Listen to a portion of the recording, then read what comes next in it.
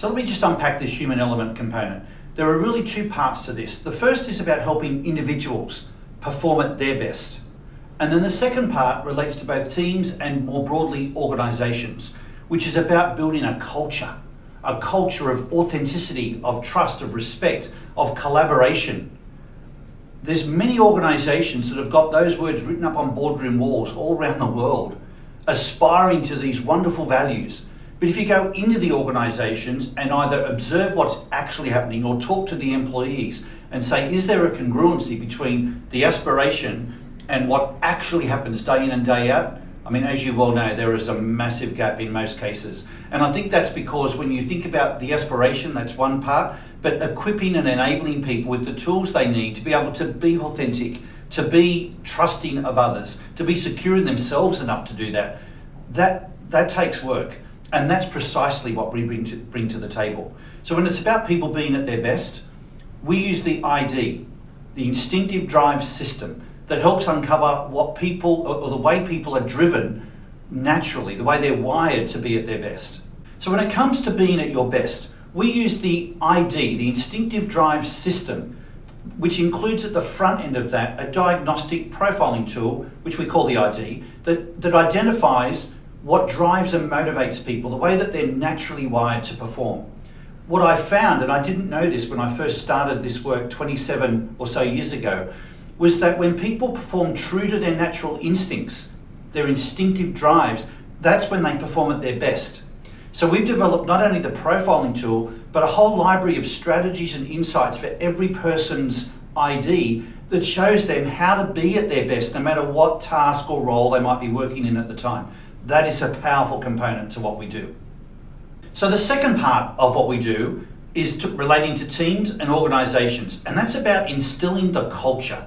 So yes, most teams don't need our help to aspire to the culture of authenticity, trust, respect, collaboration, but they definitely need help with how to get those things to become real in their business. And it starts by helping understand the motivations of each other, because if you don't understand that, you start to second guess. There's a natural suspicion that exists in teams. And when you have a basis, a framework that then becomes a common language within the organisation to understand the way each different person is wired, the first thing it does through that awareness is build a platform of trust. And when you've got trust, you can start to have the conversations that most people typically avoid. The conversations around clashing priorities, missed expectations, someone not being accountable, somebody falling short on some career development that you are hoping they might, target. You can start to have those real conversations with sensitivity, with respect, and effectively, like people actually get it because you know how to present it in a language that works for them. But here's the part that really is the game changer. What I've found is if you want to drive transformation in organisations, including transforming a culture, let alone other things like integrating an acquisition, for example, or making a really big change to some way the business operates that is transformational, if you want to do that, you can't do it in silos. You can drive change in a silo, but you can't drive organisational transformation unless you do it across the group and everybody's in it together.